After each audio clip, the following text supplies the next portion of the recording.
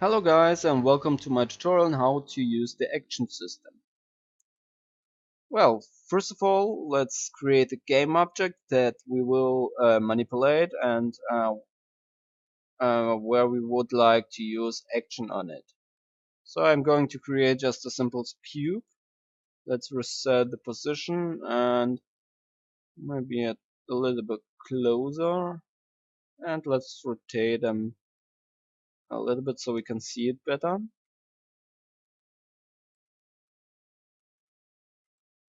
Maybe something like this.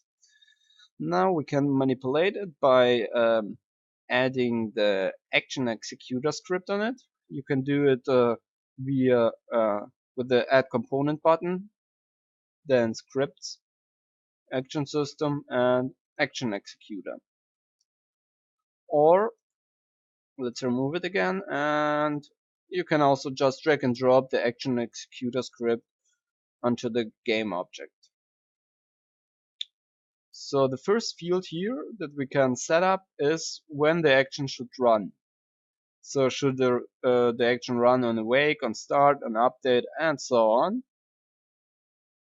And the next one will be who should perform the action. So if non-target is set, the game object itself, so the cube itself, will perform the action, or we can also set, for example, another game object like camera or directional light, and then manipulate this. Let's take a look. First of all, I'm going to set this to none, and let's see what we can do. Because this game object, so the cube, has the transform, mesh filter, box collider, mesh renderer, and the action executor script, we have then different actions on it. So the transform actions, mesh filter actions, box collider actions, and mesh renderer actions. Or, of course, also the action executor actions, because this component is attached on the cube. If we, for example, attach another component like rigid body, we have also the option to use actions on the rigid body here. All those are Unity's built-in actions, so they are not coded by myself. I'm just using Reflection to invoke those.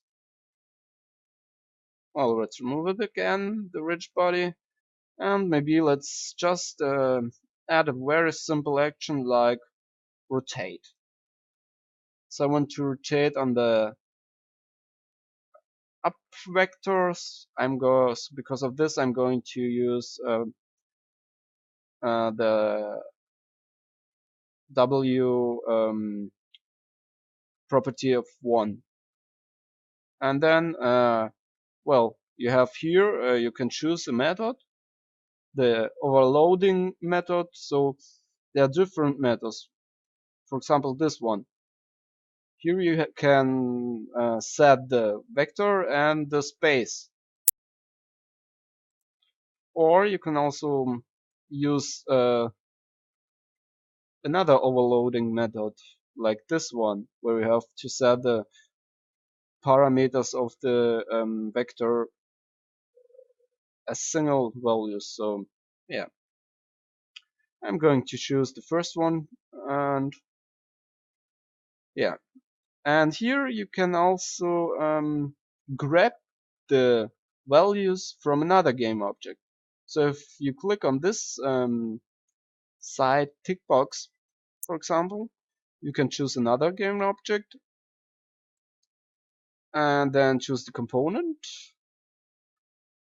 and grab, for example, the properties from this component and set them to pass them into the parameter of rotate. So the vector 3 p0 will be the main camera's transforms position, for example. I'm going to deselect this first and use constant values. to demonstrate it. And well, let's choose another um, run inside well, callback. Let's just use onGet mouse button. So if I press the left mouse button, the 0 is for the left mouse button, then the cube should rotate. So let's see. I'm clicking the left mouse button and the cube rotates. You can click it anywhere and the cube will rotate. You can of course set this position to -1 and then it will rotate to the other direction. Or if you, for example, want to rotate with the left mouse button to the left side and maybe let's add a new action, again rotate,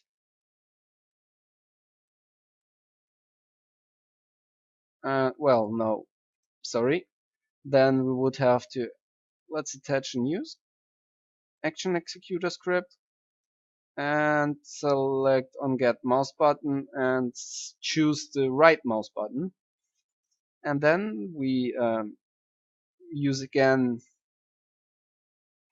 for example here, rotate and choose -1 in the Euler eagles, and well, let's just try it.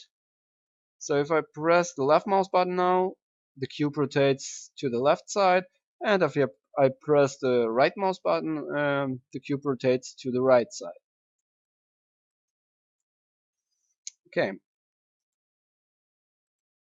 The next one, what I would like to show you is, for example, if you change the run inside enum, then, for example, let's choose on mouse over. So if my mouse button is over the cube, it rotates to the left side, and if my mouse goes is not over the cube, it will stop to rotate, for example.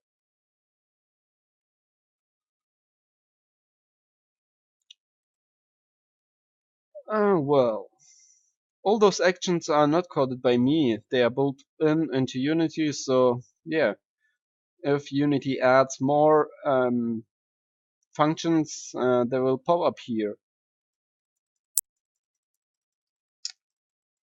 Well, maybe I should show you also how you can set the position. So let's just try set position. Then let's grab the values where we want to set the position to.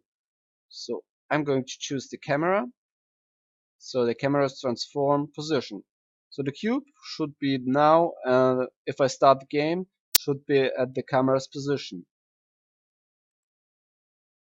Okay, if I go over the mouse, because the run inside is on mouse over. So if I go over my cube, the cube is at the camera's position.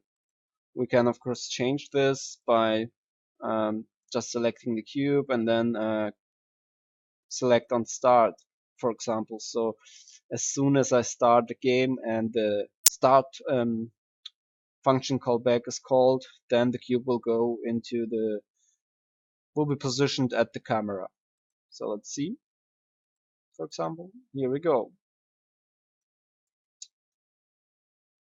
Or you could also use maybe the light. So let's drag and drop the light into the target field. Let's remove this action and let the light action. So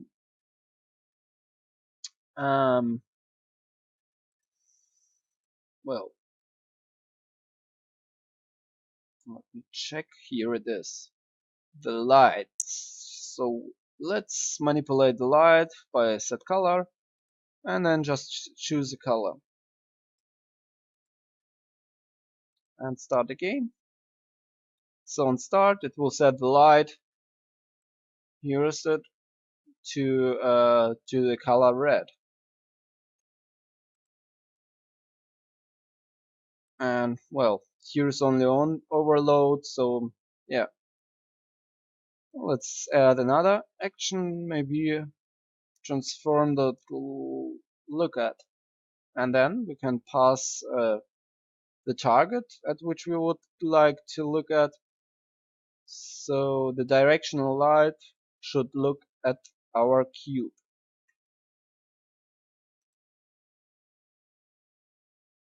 Here we go.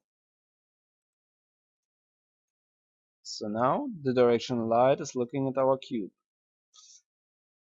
Um, what you can also do here now is that you can switch the actions. For example, by selecting the action itself and then just drag and drop it into the other action. Let's maybe add a new one and then just swap them. As you can see, pretty simple. You can just drag and drop them. If it's not enough, you can right click on the action and then just move up or move down. And of course, you can remove the action.